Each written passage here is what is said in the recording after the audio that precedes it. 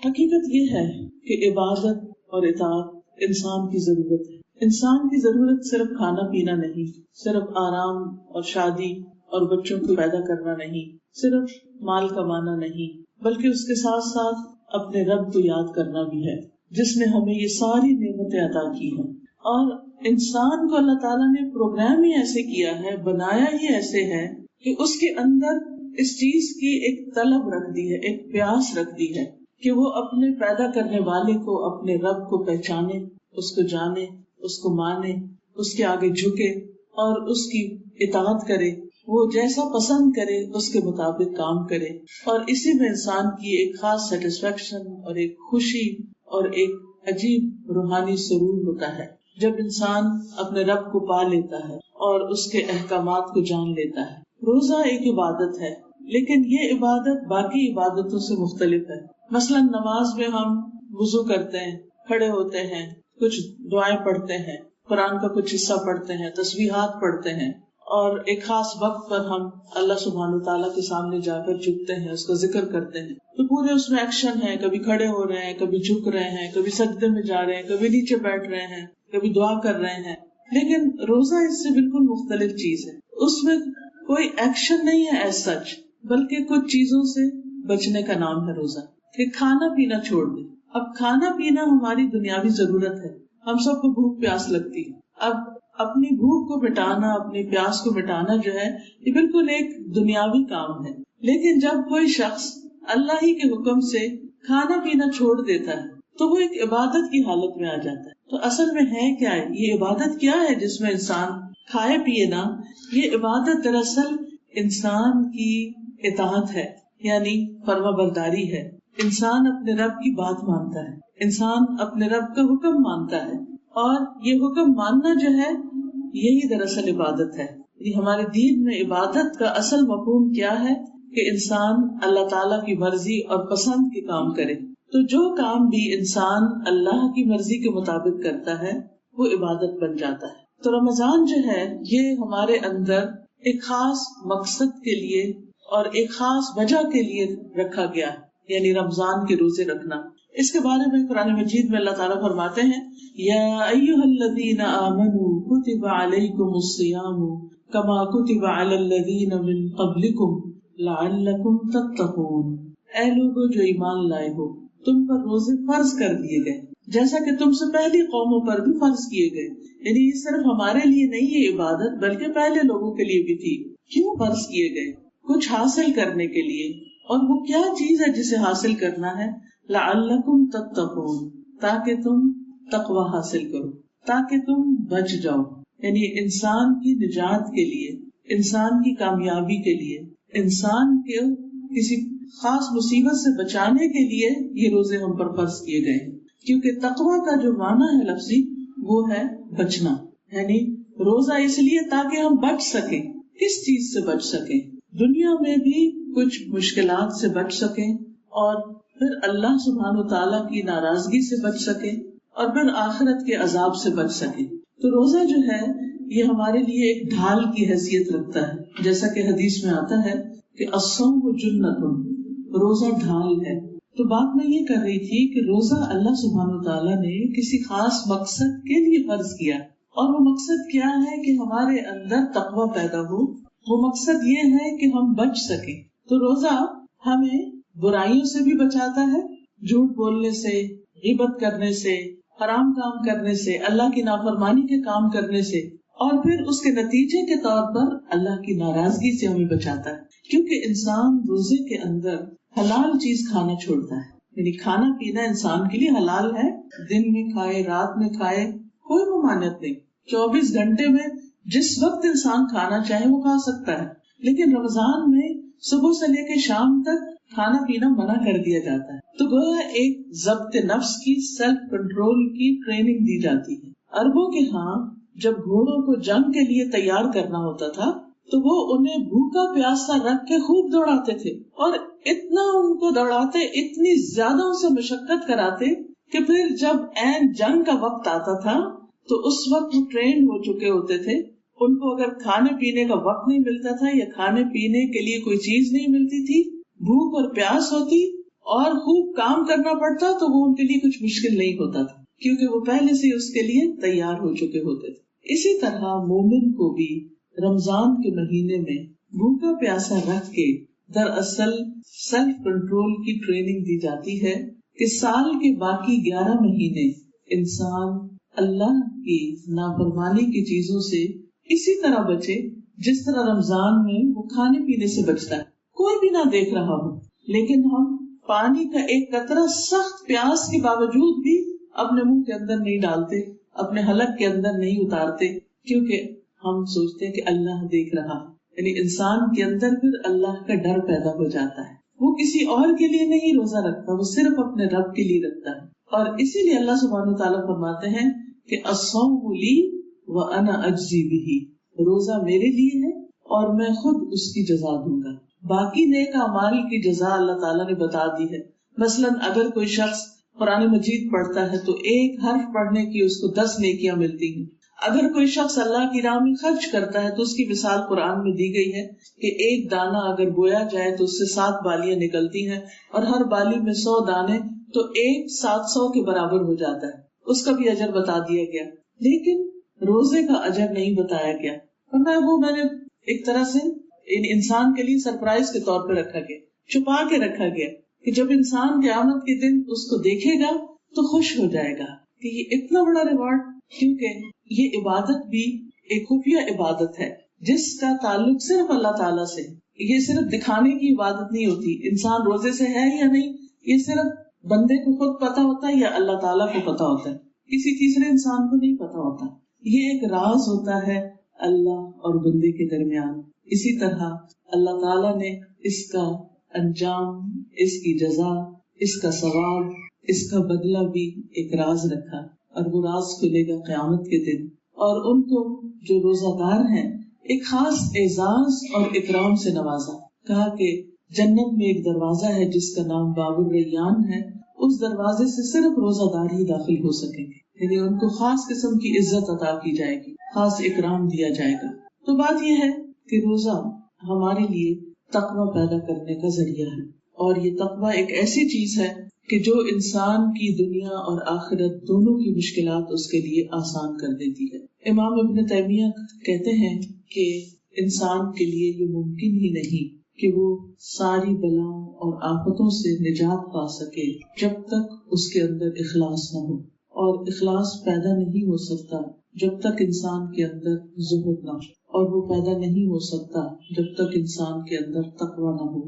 تو تقوی کی ہے انسان کے اندر باقی نیکیوں اور خیر اور بھلائی کے کاموں کی، کہ جب انسان کے دل میں اللہ کا ڈر آ جاتا ہے تو پھر انسان اپنا ہر کام اللہ کے لیے کرنے لگتا ہے، پھر وہ بندوں سے جزا کی توقع نہیں رکھتا، نہ وہ شکریہ کی توقع رکھتا ہے، نہ وہ تعریف کی توقع رکھتا ہے، نہ کسی مانیٹری گین کی توقع رکھتا ہے، کیونکہ اسے پتا ہے کہ وہ اپنا یہ کام صرف اور صرف اپنے رب کے لیے کر رہا ہے، اس کی خوشی کے لیے کر رہا ہے۔ تو انسان کی پوری سوچ ہی تبدیل ہو جاتی ہے۔ یعنی ایک چیز ہوتی ہے کہ انسان کوئی کام کرتا ہے بندوں کے لیے، اب ہوتا یہ ہے کہ جو کام بندوں کے لیے کرتا ہے، بندے اگر انسان کی تعریف نہیں کرتے، اکنالج نہیں کرتے، تو پھر انسان کو فرسٹریشن ہوتی ہے، انسان پریشان ہوتا ہے، انسان دکھی ہوتا ہے، غمگین ہوتا ہے، اور بعض اوقات اتنا مایوس ہوتا ہے کہ آئندہ کے لیے وہ کام کرنا بھی نہیں چاہتا کہ میں تو بہت ڈس ہارٹ ہو گئی ہوں، کیونکہ کسی کو نظر ہی نہیں آتا کہ میں کیا کرتی ہوں، مجھے کوئی رسپانس ہی نہیں ملتا، مجھے اس کا کچھ صلہ ہی نہیں ملتا۔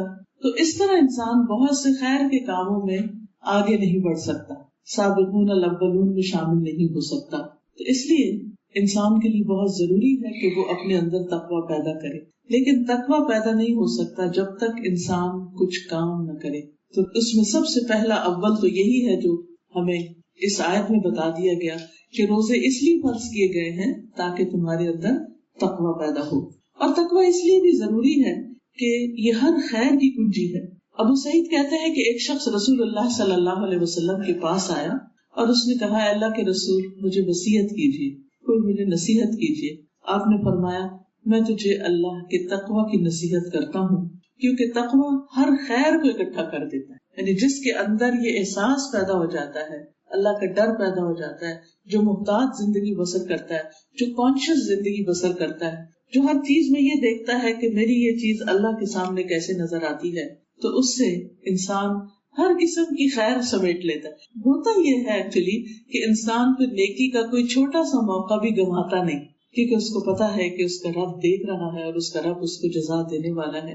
پھر ہر کام میں اس کا اپنے رب کے ساتھ ایک معاملہ ہو جاتا ہے. پھر اسی طرح دنیا کے جتنے بھی مسائل ہیں ان کا حل تقویٰ کے اندر ہے. قرآن مجید میں سورۃ الطلاق میں اللہ تعالیٰ فرماتے ہیں وَمَن يَتَّقِ اللَّهَ يَجْعَل لَّهُ مَخْرَجًا وَيَرْزُقْهُ مِنْ حَيْثُ لَا يَحْتَسِبُ. جو اللہ کا تقویٰ اختیار کرے گا اللہ تعالیٰ اس کے لیے ہر مشکل سے نکلنے کا راستہ بنا دے گا. یعنی اس کے لیے کوئی نہ کوئی وے آؤٹ مل جائے گا، اس کو کہیں نہ کہیں سے اس کو مدد آ جائے گی، کہیں نہ کہیں سے اس کے لیے آسانی پیدا ہو جائے گی. اور خاص طور پر رزق کا معاملہ وَيَرْزُقْهُ مِنْ حَيْثُ لَا يَحْتَسِبُ، اور وہ وہاں سے اس کو رزق عطا کرے گا جہاں سے وہ سوچ بھی نہیں سکتا، اس کا اس طرف کبھی خیال بھی نہیں گیا ہوگا، اس کے وہم و گمان میں بھی نہیں ہوگا کہ یہاں سے بھی مدد آ سکتی. اور واقعی آپ دیکھیں کہ کئی دفعہ ایسے ہوتا ہے نا کہ انسان صرف اللہ کے لیے کسی کی مدد کرتا ہے، اس میں کوئی کسی تیسرے کو پتہ بھی نہیں ہوتا. وہ کہتا ہے نا دائیں ہاتھ سے دیتا بائیں کو بھی نہیں خبر ہوتی، اور انسان دے کے بھی بھول چکا ہوتا ہے، وہ خیر کر کے بھی اس کو یاد نہیں ہوتا کہ میں نے کبھی کچھ کیا تھا. اور اچانک انسان کی اپنی ضرورت کسی ایسی جگہ سے پوری ہو جاتی ہے کہ جس کا انسان کو بھی کبھی خیال نہیں ہوتا. تو یہ ہوتا دراصل کیا ہے، اللہ سبحانہ و تعالیٰ اس عمل کا بدلہ دیتے ہیں انسان تو دنیا میں ہی، آخرت میں تو خیر ملے گا ہی، دنیا میں بھی اس کا بدلہ اس کو عطا کرتے ہیں کہ اس بندے نے فلاں کی مشکل آسان کی تھی. تو جو کسی کی مشکل صرف اللہ کے لیے آسان کرتا ہے اللہ تعالیٰ اس کی دنیا اور آخرت کی مشکلات آسان کر دیتے ہیں. اسی طرح کاموں میں آسانی کا پیدا ہونا، اس کا بھی وعدہ اللہ تعالیٰ نے کیا ہے وَمَن يَتَّقِ اللَّهَ يَجْعَل لَّهُ مِنْ أَمْرِهِ يُسْرًا. جو اللہ سے ڈرتا ہے اللہ تعالیٰ اس کے کاموں میں آسانی پیدا کر دیتے ہیں، اس کے کام آسان ہو جاتے ہیں، اس کے لیے سہولتیں پیدا ہو جاتی ہیں، اس کے بہت سے مددگار پیدا ہو جاتے ہیں اور بڑے بڑے کام اس کو آسان لگنے لگتے ہیں. پھر اسی طرح انسان کو خوف اور غم سے نجات ملتی ہے. آج آپ دیکھیں کہ انسانوں کے اندر کیسی کیسی پریشانیاں ہیں، کیسی کیسی تکلیفیں ہیں، لیکن جب انسان اللہ سے محبت کرتا ہے، اللہ سے ڈرتا ہے اور اللہ کی خاطر نیک کام شروع کرتا ہے تو پھر کیا ہوتا ہے. اللہ تعالیٰ فرماتے ہیں الا ان اولیاء اللہ لا خوف علیہم ولا هم يحزنون الذین آمنوا وکانوا یتقون. سنو اللہ کے دوستوں کو نہ کوئی خوف ہے اور نہ کوئی غم. کون ہے یہ؟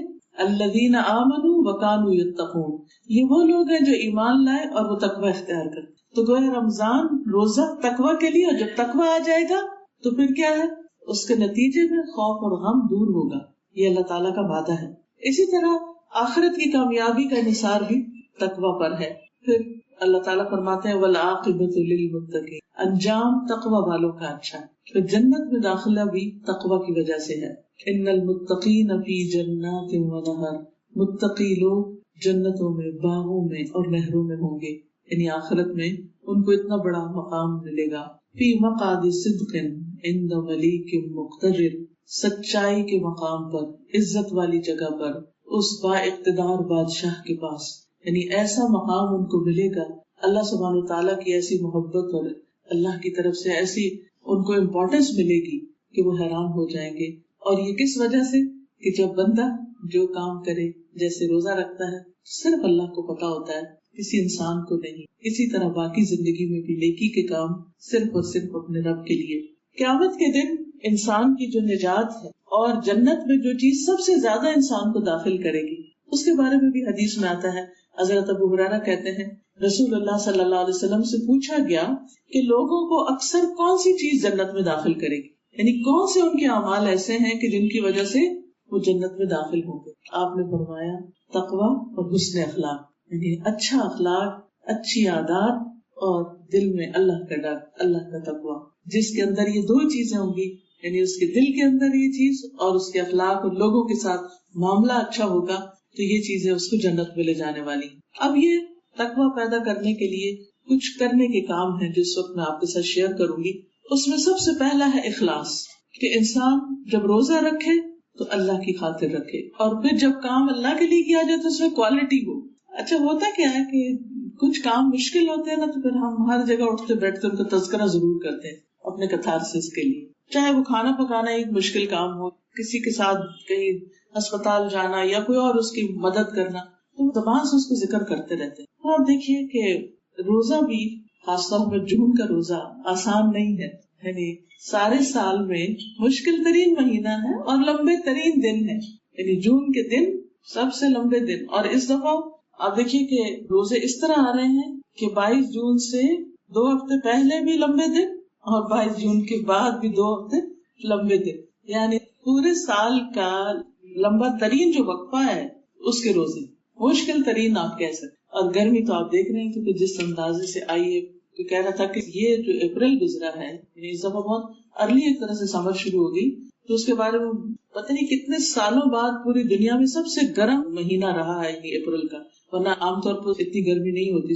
اگر اپریل گرم تھا تو مئی آپ دیکھیں اس سے بھی گرم ہے، تو جون کو پھر آپ اندازہ لگائیں اللہ یہ کہ اللہ کی رحمت ہو جائے تو اللہ تعالیٰ کے لیے کیا مشکل۔ اب آپ دیکھیے کہ روزہ تو ہم نے رکھنا ہی ہے، یہ فرض ہے، ہماری چوائس تو اس میں ہے نہیں، اللہ یہ کہ کوئی بیمار ہو یا مسافر ہو ایک الگ بات ہے، ورنہ چھوٹے چھوٹے عذر کی وجہ سے انسان روزہ چھوڑ نہیں سکتا۔ اب روزہ تو رکھنا ہی ہے، لیکن اس کے ساتھ ہم نے ہائے ہائے نہیں کرنی، اس کے ساتھ ہم نے یہ نہیں کرنا اے روزہ لگ رہا ہے، آج تو بڑا ہی لمبا روزہ تھا، آج تو بہت ہی پیاس لگی، یا پھر بچے تنگ کرے تھے کہ ایک تو روزہ لگ رہا ہے اور اوپر سے تم تنگ کر رہے ہو۔ تو اس طرح کے جملوں سے ہم نے گریز کرنا ہے اور اپنے آپ کو روک کے رکھنا ہے، کیونکہ جب تو اللہ کے پاس ہے نا، میں اور آپ تو نہیں ڈیسائیڈ کر سکتے، لیکن اس کی جو کوالٹی ہے روزے کی وہ کم ہو جاتی ہے، پھر وہ نیچے آنے لگتا ہے، اس کا گراف جو ہے۔ نبی صلی اللہ علیہ وسلم نے فرمایا جو شخص اللہ کی رضا کے لیے ایک دن روزہ رکھے اور اسی پر اس کا اختتام ہو، یعنی سارا وقت صرف اللہ کو خوش کرنے کے لیے اس نے ساری تکلیف جی لی، تو وہ جنت میں داخل ہوگی۔ ایک اور حدیث میں آتا ہے جس نے اللہ کے راستے میں روزہ رکھا، اللہ تعالیٰ اس روزے کی وجہ سے اسے جہنم سے 70 سال کے فاصلے پہ دور کر دے گی، جہنم اس سے اتنی دور ہو جائے گی، اور یہ صرف اس لیے کہ اس نے اللہ کو خوش کرنے کے لیے یہ کام کیا۔ تو ہر کام میں اخلاص، لیکن خاص طور پر روزہ رکھنے میں اخلاص۔ پھر اسی طرح دوسری چیز نماز ہے، یعنی نماز ہم عام طور پر بھی اچھی پڑھیں، لیکن رمضان ایک ایسا موقع ہے کہ جس میں انسان مزید توجہ کے ساتھ اپنی نمازوں کو بہتر بنا سکے۔ ایکچولی رمضان جو ہے یہ تبدیلی کا مہینہ ہے، یعنی کہ انسان کی ہیبٹس کو چینج کر دیتا ہے، ہمارے کھانے پینے کے اوقات چینج ہو جاتے ہیں، کھانے پینے کی ہیبٹس چینج ہو جاتی ہیں، سونے جاگنے کے ٹائمنگز چینج ہو جاتے ہیں، سونے جاگنے کی ہیبٹس میں چینج آتا ہے، پھر موڈ مزاج میں چینج آتا ہے، روٹین میں چینج آتا ہے، بہت ساری چیزوں میں تبدیلی آتی ہے۔ تو ہمیں ہمارے جو روٹین کے جو کام ہیں جیسے نماز وغیرہ ہے یا ذکر اذکار ہے، ان میں بھی کچھ چینج آنا چاہیے۔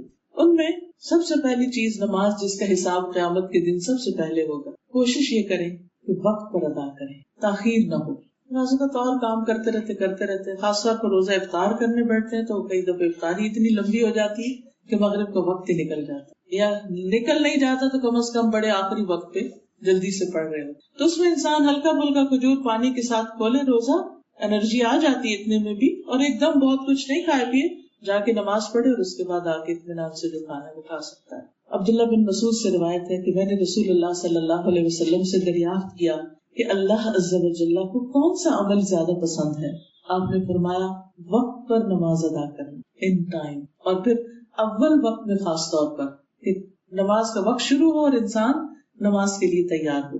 پھر اسی طرح خاص طور پر فجر کی نماز، بعض لوگ روزہ رکھتے ہی دوبارہ سو جاتے، کئی لوگ تو سحری نہیں کھاتے، وہ پانی کا گلاس پیتے ہیں، یا کبھی وہ لیٹ نائٹ جاگ کر، گرمیوں کی راتیں ٹھنڈی ہوتی ہیں تو رات کو جاگ کے سارے کام کرتے رہتے ہیں، اور پھر سحری کے وقت کچھ کھا کے سو جاتے ہیں اور فجر بھی پھر چلی جاتی۔ تو اس سے بچنا ہے، کیونکہ نماز جو ہے وہ روزے سے بھی زیادہ امپورٹنٹ ہے۔ جو روزہ تو سال میں ایک دفعہ آتا ہے نا، ایک مہینہ، لیکن نماز تو ہر روز دن میں 5 دفعہ ہے۔ نبی صلی اللہ علیہ وسلم نے فرمایا جو شخص 2 ٹھنڈی نمازیں پڑھے گا وہ جنت میں داخل ہوگا، اور اس سے مراد فجر اور عصر کی نماز ہے۔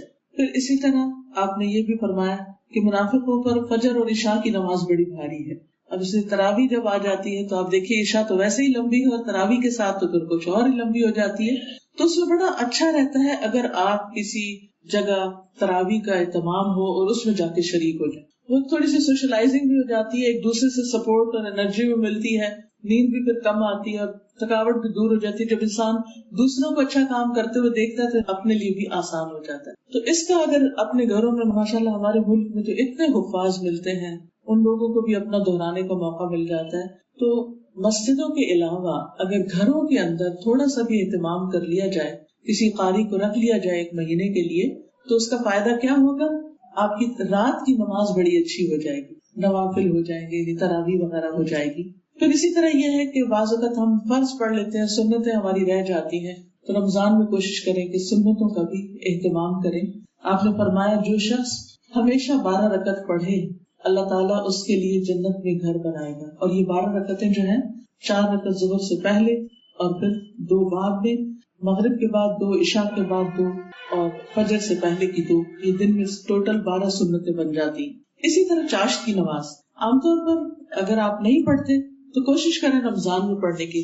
چاشت کی نماز کا ایک بہت بڑا فائدہ ہے، اور وہ فائدہ یہ ہے کہ یہ جسم کے 360 جوڑوں کا صدقہ ہے، یعنی ہر روز اگر انسان صرف 2، چاشت سے مراد اشراق اور اوابین اور وہ ملا کے، یعنی سورج نکلنے کے 15 منٹ بعد سے لے کر سورج کے زوال سے 15 منٹ پہلے تک آپ یہ 2 رکعتیں کسی وقت بھی پڑھ سکتے ہیں، یعنی ظہر ہونے سے پہلے، سورج ڈھلنے سے 15 منٹ پہلے تک۔ رسول اللہ صلی اللہ علیہ وسلم نے فرمایا، اے ابن آدم، کیا تم اس بات سے عاجز ہو کہ تم دن کے ابتدائی حصے میں میرے لیے 4 رکعتیں پڑھو اور میں تمہارے دن کے آخر تک تمہیں کفایت کروں، ہر چیز میں، ہر معاملے میں تمہیں کافی ہوں۔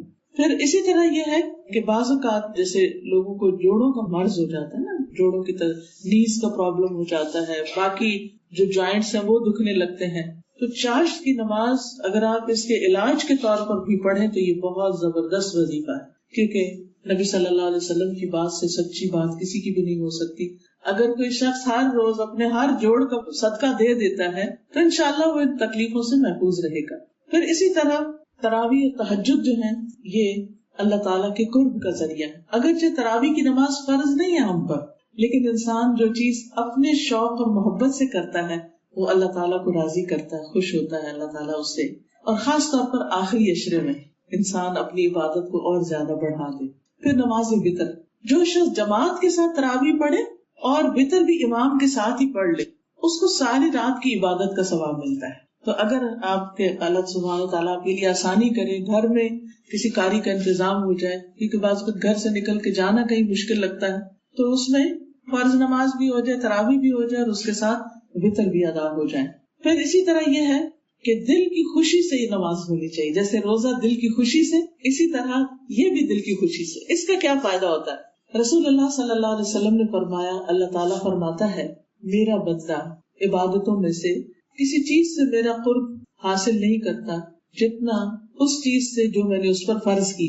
یعنی جو بندہ اپنے فرض، اپنی ڈیوٹیز نبھاتا ہے، نماز میں فرض، جیسے نماز کے فرض ہیں، جو زکوٰۃ ہے یا روزہ ہے یا حج ہے، جو بھی فرائض ہیں، تو بندہ میرے قریب ہوتا ہے، اور پھر نفل عبادتیں کر کے مجھ سے اتنا قریب ہو جاتا ہے کہ میں اس سے محبت کرنے لگتا۔ تو یہ رات کی تراویح ہم یہ کہہ سکتے ہیں کوئی فرض نہیں ہے، میں تو تھکی ہوئی سونے لگی ہوں، ٹھیک ہے آپ سو سکتے ہیں، لیکن اگر آپ اس کو خوشی سے ادا کرتے ہیں تو یہ اللہ سبحانہ تعالیٰ کی محبت حاصل کرنے کا ذریعہ ہے۔ عام دنوں میں ہم سے تہجد اٹھ کے پڑھنا کتنا مشکل ہوتا ہے، لیکن جب رمضان میں انسان رات کے اول حصے میں یا آخر حصے میں یہ نماز ادا کر لیتا ہے تو اللہ تعالیٰ کا قرب حاصل کر لیتا ہے۔ تقوی حاصل کرنے کے لیے تیسری چیز قرآن کو پڑھنا ہے۔ اللہ تعالیٰ نے یہ کتاب جو اتاری ہے، اس کو کتاب انزلناہ الیک مبارک، یہ کتاب برکتوں والی، جو اس کو پڑھتا ہے، جو اس کو پڑھاتا ہے، جس گھر میں یہ پڑھی جاتی ہے، جو اس کی خدمت میں لگ جاتا ہے، جو کسی بھی طرح اس کے ساتھ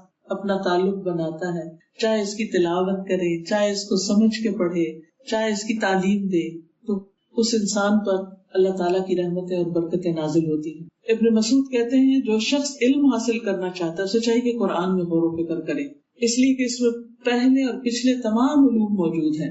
جبریل علیہ السلام نبی صلی اللہ علیہ وسلم سے رمضان کی ہر رات میں ملاقات کرتے تھے، اور اس ملاقات میں کیا ہوتا کہ وہ نبی صلی اللہ علیہ وسلم کے ساتھ قرآن کا دور کرتے تھے۔ دور کا مطلب کیا ہوتا ہے کہ جبریل پڑھے تو آپ سنیں، آپ پڑھے تو جبریل سنیں، یعنی ایک دوسرے کو پڑھ کر سنانا۔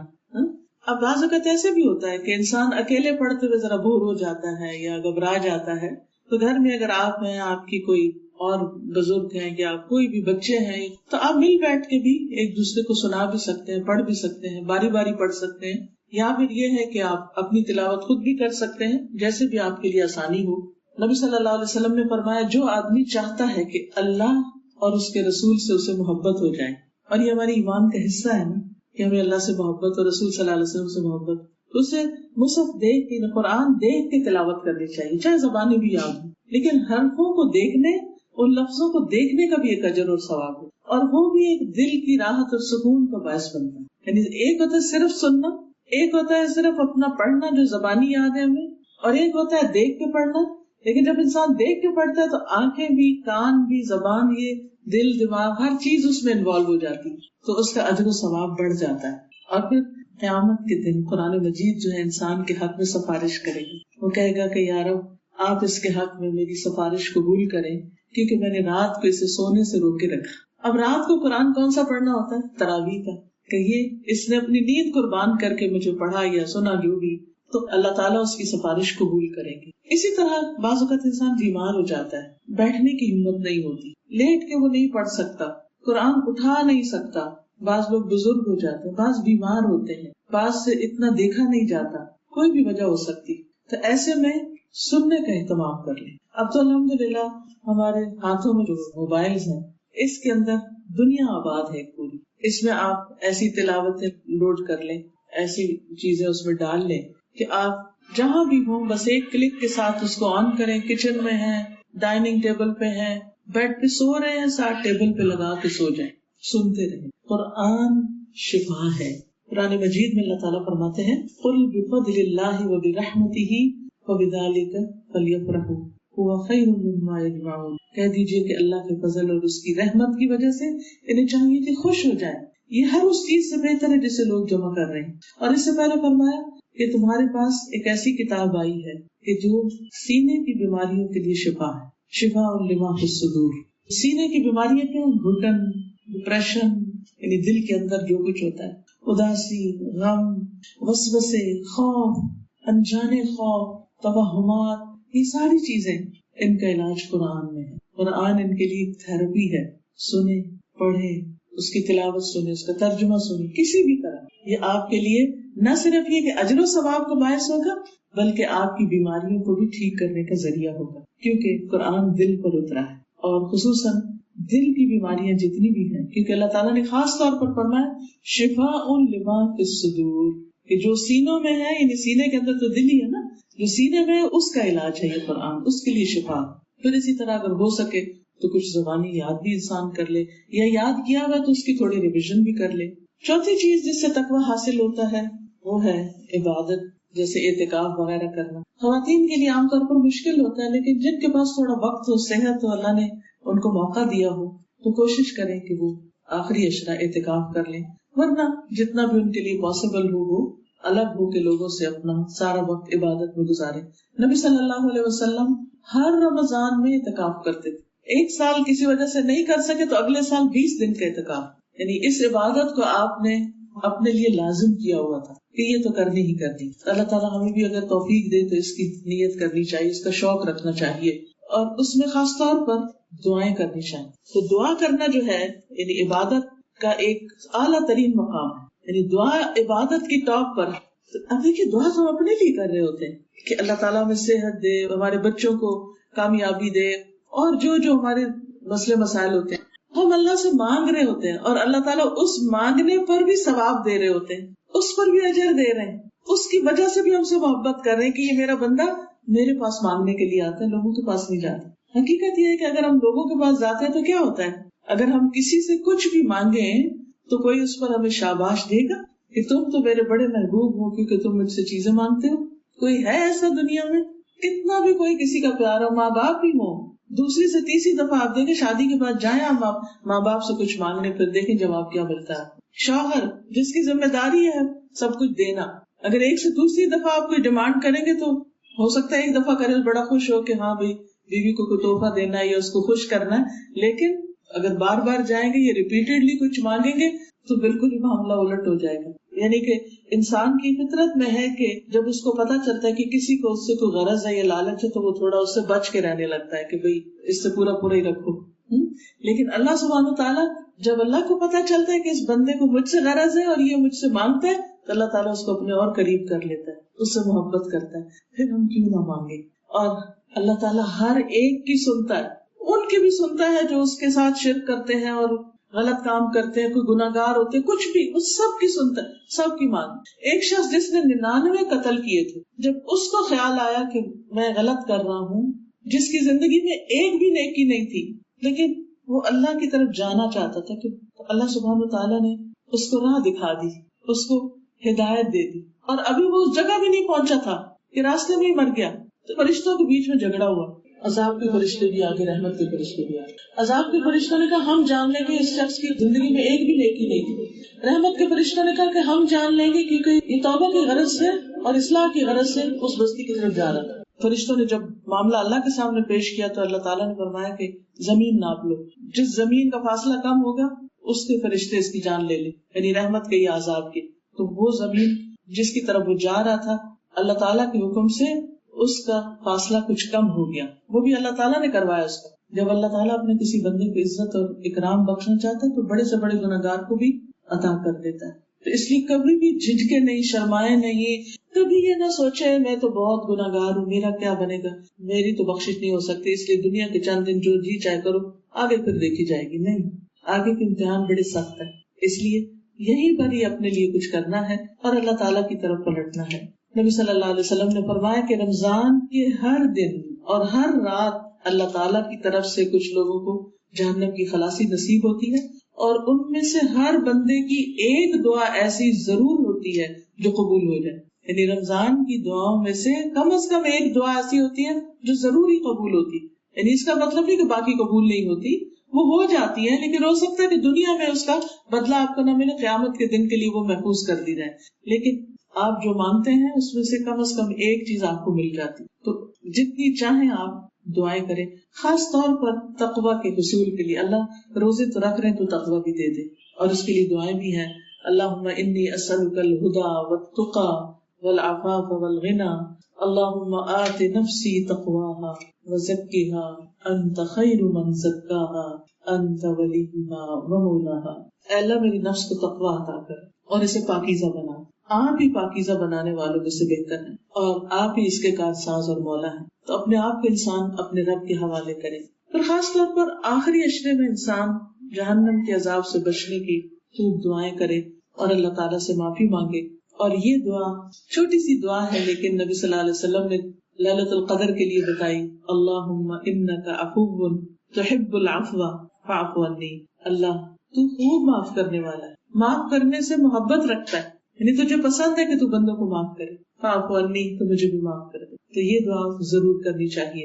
اسی طرح اٹھتے بیٹھتے ذکر اذکار کرنا, کیونکہ جو ذکر ہے اللہ کا, تسبیح پڑھنا, درود شریف پڑھنا, آیت کریمہ, جو بھی دل میں, اور اس کو کوئی شرط نہیں کہ وضو ہو, کوئی شرط نہیں کہ خاص کونے میں بیٹھے ہو, چلتے پھرتے, واک کرتے, کھاتے پیتے, کسی بھی وقت آپ کے دل میں جو بھی ذکر آیا آپ اس کو رینڈملی پڑھ سکتے ہیں. اور ذکر جو ہے دلوں کے اطمینان کا ذریعہ ہے. الا بذکر اللہ تطمئن القلوب. نبی صلی اللہ علیہ وسلم نے فرمایا بہترین عمل یہ ہے کہ جب تم دنیا سے رخصت ہو تو تمہاری زبان اللہ کے ذکر سے تر ہو. اور آپ نے کئی مریضوں کو دیکھا ہوگا کہ اپنے آخری عمر میں انہیں کسی چیز کا ہوش نہیں ہوتا, لیکن جو صورتیں انہوں نے کوئی یاد کی ہوں یا جو کلمہ وہ بہت کثرت سے پڑھتے ہوں وہ بار بار دہرا رہے ہوتے ہیں, بے ہوشی میں بھی دہرا رہے ہوتے ہیں, کیونکہ وہ ان کی زندگی کا ایک حصہ بن چکا ہوتا ہے ذکر کی کثرت کی وجہ سے. تو یہ سب سے اچھا خاتمہ ہے کہ انسان اللہ کا نام لیتے ہوئے دنیا سے جائے, اور جو اللہ کو یاد کرتے ہوئے جائے گا تو اس کے لیے آگے کی راہیں آسان ہو جائے گی انشاءاللہ. پھر اسی طرح غور و فکر کرنا. غور و فکر کرنا کیا ہے؟ قرآن مجید میں آتا ہے کہ عقل مند لوگ وہ ہیں الذین یذکرون اللہ قیاما وقعودا وعلی جنوبہم ویتفکرون فی خلق السماوات والارض ربنا ما خلقت ھذا باطلا سبحانک فقنا عذاب النار. کہ جو ذکر کے ساتھ غور و فکر بھی کرتے ہیں, اپنا دماغ استعمال. اور کس چیز میں غور و فکر کرتے ہیں؟ صرف قرآن مجید میں نہیں, آسمان و زمین کی پیدائش میں, اللہ کی نشانیوں میں. کیونکہ ہوتا یہ ہے کہ رمضان میں انسان کے اندر ایک خاص چینج آ جاتا ہے نا, ایک روحانیت اس کو محسوس ہونے لگتی ہے. پھر وہ ستاروں پہ نظر ڈالتا ہے تو اس کو اللہ کی یاد آتی ہے, آسمان کو دیکھتا ہے, زمین کو دیکھتا ہے, پودوں کو دیکھتا ہے, پھولوں کو دیکھتا ہے, ہر چیز کے ساتھ اس کو اپنے رب کی یاد آتی ہے. تو یہ بھی ذکر ہی کی ایک قسم ہو جاتی ہے. پھر اسی طرح اللہ کی طرف دوسروں کو بلانا, یعنی اچھی باتوں کا حکم دینا, یا رمضان میں جیسے آپ اپنے بچوں سے کہتے ہیں, اپنے رشتہ داروں سے, گھر والوں سے, ان کو قرآن پڑھنے کی تلقین کرتے ہیں, ان کو دعائیں سکھاتے ہیں, ان کے لیے بھی ایک اہتمام کرتے ہیں, گھر میں ایک ماحول بناتے ہیں کہ سب مل جل کر اللہ کی عبادت کریں. تو یہ بھی بہت ضروری ہے, یہ بھی اللہ کا ذکر ہے. پانچویں چیز جس سے تقویٰ پیدا ہوتا ہے وہ ہے حسن معاشرت, لوگوں سے اچھا سلوک. نبی صلی اللہ علیہ وسلم رمضان میں تیز آندھی سے بھی زیادہ صدقہ خیرات کرتے تھے, سخی ہو جاتے. اس میں رشتہ داروں کو دینا, دوستوں کو, غریبوں کو, یتیموں کو, یعنی ایک پوری لسٹ ہمارے پاس بنی بھی ہونی چاہیے کہ رمضان میں ہم نے کہاں کہاں خرچ کرنا ہے. کیونکہ ہوتا ہے یہ کہ بعض اوقات ہم زبانی چیزیں بھول بھی جاتے ہیں. کچھ لوگوں کی تو میموری ماشاءاللہ بہت اچھی ہوتی ہے, لیکن مجھ جیسے لوگ بھول جاتے ہیں. تو اگر کوئی ایسی ڈائری بنا لے یا کوئی ایسی چیک لسٹ بنا لے کہ رمضان میں نے کہاں کہاں خیرات کرنی, کس کس کو پوچھنا ہے, کہاں افطار بھیجنا ہے, تو اس سے یہ ہوگا کہ انشاءاللہ پھر ہر رمضان میں اٹھائیں, دیکھیں اور آٹومیٹیکلی وہ کام کرنا شروع کر دیں. پھر اسی طرح سحر اور افطار میں فیملی کو اکٹھے بیٹھنے کا موقع ملتا ہے کھانے کا, اور اس میں پھر کوشش کریں کہ اچھی بات ہی ہو. بعض اوقات یہ ہوتا ہے کہ عین روزہ کے اس وقت بھوک بھی لگی ہوتی ہے اور تھکاوٹ بھی ہوتی ہے اور کھانا بھی سرو کر رہے ہوتے ہیں, تو بعض میں ڈانٹ ڈپٹ بھی شروع ہو جاتی ہے. تو یہ ذرا کنٹرول رکھنا ہے اپنے اوپر کہ ہم نے روزہ رکھا تھا اور عبادت کر رہے ہیں, تو ہم بچوں کے سامنے کیا نمونہ پیش کر رہے ہیں, تو اس سے بچیں. پھر اسی طرح اگر مسجد جاتے ہیں اکٹھے ایز اے فیملی, تو اس میں بھی بڑی راستے میں بات چیت ہوتی ہے آپس میں. پھر کبھی سحری کے یا افطاری کے جو پروگرامز ہوتے ہیں, لوگوں کے ساتھ مل کے افطار کرتے ہیں, اس میں بھی ایک اچھی سوشلائزنگ ہوتی ہے. ایز لانگ ایز کہ ہماری نمازیں وغیرہ مس نہ ہو, تو اچھے دوستوں کے ساتھ ملنا, ان کے ساتھ وقت ان مواقع پہ تھوڑا تھوڑا گزارنا, اس سے بھی انسان کے اندر ایک خوشی پیدا ہوتی ہے. آپ جاتے ہیں تو جس حج پہ جاتے ہیں نا, تو حرم میں جن لوگوں کو دیکھتے ہیں, ملتے ہیں, ان کو دیکھ کے تو آپ کو مشکل کام بھی آسان لگتا ہے اور ایک خوشی اور بلبلہ پیدا ہوتا ہے. تو رمضان میں بھی جب آپ لوگوں سے ملتے ہیں, مثلاً آپ دورہ قرآن اٹینڈ کر رہے ہیں یا تراویح پڑھ رہے ہیں یا کھانے پہ اکٹھے ہیں, تو اس سے بھی ایک بلبلہ پیدا ہوتا ہے انسان کے اندر. پھر اخلاص کے لیے اور تقویٰ کے لیے بہت ضروری ہے کہ انسان خاص روزہ رکھے, اور خاص الخاص. ابن الجوزی کہتے ہیں, یہ کتاب شہر رمضان شاید اسٹال پر موجود ہو, یہ بہت سی چیزیں میں نے وہیں سے اکٹھی کی ہوئی ہیں. اس میں ہر ٹاپک کے ساتھ حدیثیں بھی ہیں اور ساتھ لکھا ہوا کہ کرنے کے کیا کیا کام. تو اسی میں یہ کوٹیشن بھی ہے کہ امام ابن الجوزی کہتے ہیں کہ روزے کے 3 درجے ہیں. ضرورت اس بات کی کہ ہم جائزہ لیں کہ ہمارا کس لیول کا درجہ, فرسٹ سیکنڈ تھرڈ کہاں پر ہے. پہلا درجہ عام روزہ ہوتا ہے کہ انسان صرف کھانا پینا چھوڑے.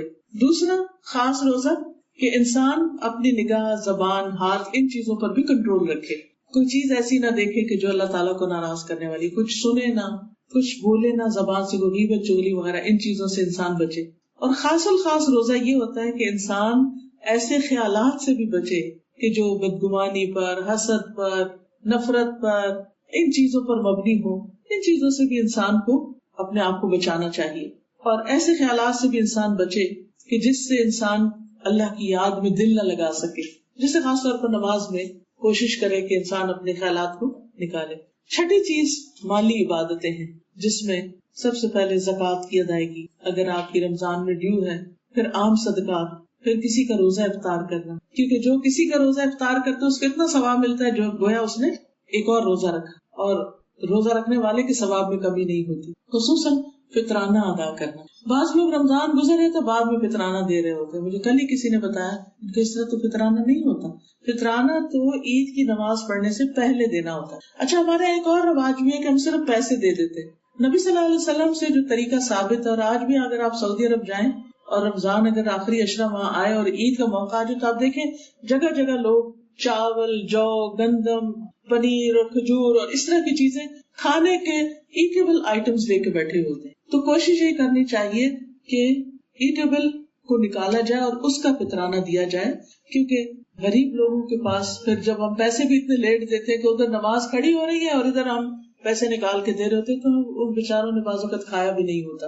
تو اگر 1-2 دن ان ایڈوانس میں نکال لیا جائے تو کوئی حرج نہیں ہے, تاکہ غریب لوگ بھی خوشیوں میں شریک ہو سکیں. پھر اسی طرح عمرہ ادا کرنا. رمضان میں عمرہ جو ہے نبی صلی اللہ علیہ وسلم کے ساتھ حج کرنے کے برابر ہے. بہت ہی بڑا اجر و ثواب ہے اس میں, اور اس میں بھی انسان جو پیسہ وغیرہ لگاتا ہے وہ انسان کے لیے صدقہ خیرات ہوتا ہے. پھر اسی طرح اخلاقیات, اپنے غصے پہ قابو پانا, کسی بیمار کی عیادت کرنا, اور اپنے لیے گول سیٹ کرنے ہیں کہ میں نے اس رمضان میں کس کس کی کیا مدد کرنی ہے, کس کس کے کیسے کام آئے. پھر اسی طرح زبان کی حفاظت, کہ اگر میں کھانے پینے سے رکی ہوں تو میں غلط چیز بولنے سے بھی رک جاؤں. پھر اسی طرح بری عادتوں کو چھوڑنے کی اپنی ایک لسٹ بنانی کی کیا کیا چیزیں مجھے اپنے اندر خود بھی اریٹیٹ کرتی ہیں اور دوسروں کو بھی مجھ سے دور بھگاتی ہیں، ان عادتوں کو دور کرنے کی بھی ایک کوشش رمضان میں انسان کرے اور اس کے لیے دعا بھی کرے تو انشاءاللہ اللہ سبحانہ وتعالیٰ اس کی مدد کرے گا.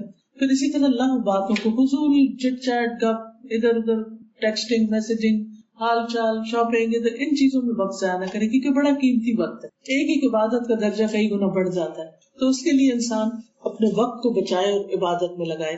اور خاص طور پر لڑائی جھگڑے سے تو بالکل ہی بچنا. اگر کوئی کہے بھی آپ کے اوپر زیادتی بھی کر جائے تو جواب نہیں دینا، آپ نے کہنا ہے انی صائم، میں تو روزے سے. پھر اسی طرح شور شرابہ اونچی آوازیں ان چیزوں کو بھی کنٹرول کرنے کی ضرورت ہے کیونکہ رمضان میں کئی لوگ عبادت میں گھر میں مصروف ہوتے ہیں، کوئی سو رہا ہوتا ہے کوئی آرام کر رہا ہوتا ہے، تو یہ جو چیخنا چلانا ہے اس کی وجہ سے روزہ جو ہے وہ ایک طرح سے مکروہ سا ہو جاتا ہے. رسول اللہ صلی اللہ علیہ وسلم نے فرمایا روزہ گناہوں سے بچنے کی ایک ڈھال ہے. اگر کوئی روزے سے ہو تو اس سے فحش گوئی نہیں کرنی چاہیے، گالی شالی نہیں دینی چاہیے، نہ وہ شور مچائے. اگر کوئی شخص اسے گالی دے یا اس سے لڑنا چاہے تو جواب صرف یہ دے کہ میں تو روزے سے ہوں، میں نہیں لڑ سکتا. پھر اسی طرح اپنی زندگی میں انسان سچائی کو لے کر آئے کیونکہ نبی صلی اللہ علیہ وسلم فرمایا کہ جو شخص روزہ رکھ کے بھی جھوٹ بولنا نہیں چھوڑتا اس کا روزہ روزہ نہیں. اور پھر باقی گناہوں سے بھی انسان اپنے آپ کو بچائے کیونکہ قیامت کے دن انسان کی چھوٹی بڑی نیکیاں جو ہیں چھوٹی بڑی برائیاں اس کے سامنے آ جائیں گی. اور ہم اپنی اس دنیا میں مکمل آزاد نہیں ہیں کہ اگر ہم یہ سمجھیں کہ ہم جو چاہیں کریں تو ایسا نہیں کر سکتے، ہمیں اپنے اعمال کی جواب دہی کرنی. اللہ کرے کہ ہمارا یہ رمضان ہمارے لیے بہت سی خیر و برکت اور بھلائیوں کا ذریعہ بنے. اور اس میں آپ اپنا اگر ایک ٹائم ٹیبل بنا لیں اور کوشش کریں کہ اس کے مطابق آپ اپنے کام کریں تو ٹائم مینجمنٹ اگر ہو جائے تو بہت سے کام آپ کر سکتے ہیں. اس میں قرآن کس وقت پڑھنا ہے، دعائیں کس وقت مانگنی ہے، نوافل کب پڑھنے ہیں، ذکر کب کرنا ہے، صدقہ خیرات کس وقت کرنا ہے، کسی کو وزٹ کب کرنا ہے، افطار اگر اپنے گھر رکھنی تو کب رکھنی ہے، کسی کے ہاں جانا تو کب. تو اس میں انسان اپنے دن کی کچھ تقسیم کر لے، کس وقت آرام کرنا ہے. اور اگر آپ دورہ قرآن یا کوئی ایسی کلاسز اٹینڈ کر رہے ہیں تو اس کا بھی اپنے ٹائم ٹیبل میں کوئی نہ کوئی حصہ رکھیں. ہر روز نہیں بھی کر سکتے تو ہفتے کے کچھ دن ضرور کریں.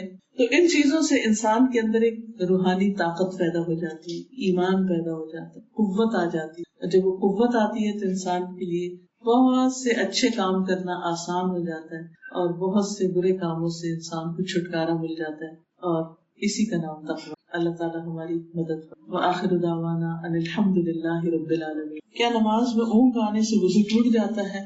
اگر آپ نے ٹیک نہیں لگائی ہوئی نا کہیں، بعض لوگ دو نمازوں کے بیچ میں کسی چیز کے ساتھ ٹیک لگا کے تھوڑا ریسٹ کرتے ہیں، اس میں اگر اونگ آئے تو پھر وضو ٹوٹتا ہے. لیکن اگر آپ سیدھے اتحیات میں بیٹھے اور آپ جھول گئے ہیں اور آپ کو اونگ آ گئی ہے تو اس سے وضو نہیں ٹوٹتا. کیا قومی بچت اسکیم میں جو رقم رکھی جاتی ہے جس میں ماہانہ منافع ملتا ہے وہ بھی سود میں شمار ہوتا ہے؟ کوئی بھی چیز جو فکس ہوتی ہے جس کی آمدنی یعنی روپے پر روپیہ وہ سود شمار ہوتا ہے. یہ لکھتی ہے کہ جس انسان کے شوہر کی وفات کے بعد سارے خاندان والے اور پرائے بھی اور اپنے بچے بھی ساتھ چھوڑ جاتے ہیں، کیا یہ اللہ کی طرف سے آزمائش ہے یا عذاب؟ اللہ کی بہت شکر گزار ہوں کہ اللہ نے مجھے اپنے راہ پہ لگا دیا. دیکھیے لوگوں کو اکثر کنفیوژن رہتی ہے کہ کوئی تکلیف عذاب ہے یا آزمائش. شاید آپ لوگوں کے ذہن میں بھی سوال ہو کہ جب کوئی تکلیف آتی، پریشانی آتی، کوئی بیماری آتی، کوئی بھی چیز، تو کئی لوگ دوسروں کے بارے میں بری باتیں سوچنے لگتے ہیں اور بعض اوقات انسان خود بھی کنفیوز ہوتا ہے کہ یہ کیا چیز ہے، اس کی حقیقت کیا ہے. بات یہ ہے کہ اللہ تعالیٰ نے انسان کو امتحان کے لیے پیدا کیا، یعنی دنیا میں آزمائے جانے کے لیے. کوئی بھی امتحان جب آتا ہے اور وہ اس کو اللہ کے قریب کرتا ہے تو وہ آزمائش ہوتی. اور اگر کسی امتحان کی وجہ سے انسان اللہ سے دور ہو جاتا ہے تو وہ اس کے لیے عذاب ہوتا ہے. یہ اس کا بنیادی فرق ہے کہ تکلیف نے ہمیں اللہ کے قریب کیا کہ دور کیا، یہ ہم آپ خود ڈیسائیڈ کر لیں. کوئی کسی کو نہیں جج کر سکتا کہ کس پہ کیا ہے. کیا تراویح میں قرآن پاک دیکھ کر تلاوت کر سکتے ہیں؟ جی ہاں کر سکتے ہیں. حضرت عائشہ کے غلام تھے، زکوان ان کا نام تھا، تو وہ دیکھ کر پڑھتے تھے یعنی تراویح وغیرہ میں نفل نماز میں. تو ایسا کیا جا سکتا ہے. تراویح بعد جماعت کے بعد وتر پڑھی یا تہجد کے بعد؟ افضل کیا ہوگا؟ افضل تو جماعت کے ساتھ ہی وتر پڑھنا ہے اور پھر الگ سے تہجد کی ضرورت نہیں ہے. یہ رات ہی کی تراویح نماز ہے، چاہے اول رات پڑھیں یا آخر رات پڑھیں. کسی نے پوچھا کہ عدت کے ختم ہونے والے دن سنت سے کیا کرنا ثابت ہے؟ کچھ بھی ثابت نہیں، بس عدت ختم ہوئی، ختم ہوگی بات. حیات آباد میں انشاءاللہ دورہ قرآن بھی ہوگا اور تراویح کی نماز کا بھی اہتمام ہے اگر کوئی وہاں رات کو تراویح پڑھنا چاہے. ٹھیک ہے. سبحان اللہ والحمد للہ ولا الہ الا اللہ واللہ اکبر ولا حول ولا قوة الا باللہ العلی العظیم. اللہم صلی علی محمد وعلى آل محمد كما صلیت علی ابراہیم وعلى آل ابراہیم انک حمید مجید. اللہم بارک علی محمد وعلى آل محمد كما بارکت علی ابراہیم وعلى آل ابراہیم انک حمید مجید. ربنا آتنا في الدنيا حسنة وفي الآخرة حسنة وقنا عذاب النار. ربنا لا تزغ قلوبنا بعد إذ هديتنا وهب لنا من لدنك رحمة إنك أنت الوهاب. ربنا هب لنا من أزواجنا وذرياتنا قرة أعين واجعلنا للمتقين إماما. اللهم اكفنا بحلالك عن حرامك وأغننا بفضلك عمن سواك. یا اللہ پاک جو کچھ ہم نے پڑھا ہے یا اللہ ہمیں اس پر عمل کی توفیق عطا فرما. یا اللہ یہ رمضان ہمارا پچھلے سارے رمضانوں سے اچھا گزرے. ہمیں روزے، قرآن، نماز، ہر چیز کی بہترین توفیق عطا کر اور ہمارے لیے یہ سارے کام آسان فرما دے. اللہم لا سہل الا ما جعلتہ سہلا وانت تجعل الحزن سہلا اذا شئت. اللہ تو رنج و غم اور تکلیف اور بیماری اور ہر مصیبت کو ہمارے لیے آسان کر دے اور ہم سے دور کر دے. یا رب العالمین ہمارے بچوں کو ہدایت عطا فرما، انہیں دنیا اور آخرت کی کامیابیاں عطا فرما. اللہ ہمارے والدین پر اپنی رحمت نازل فرما. یا اللہ ہم سب کو ہر قسم کے شر اور حسد اور برائی سے محفوظ رکھ. یا اللہ جنہوں نے اس مجلس کا اہتمام کیا انہیں اس کی بہترین جزا عطا فرما. ربنا تقبل منا انك انت السميع العليم وتب علينا انك انت التواب الرحيم.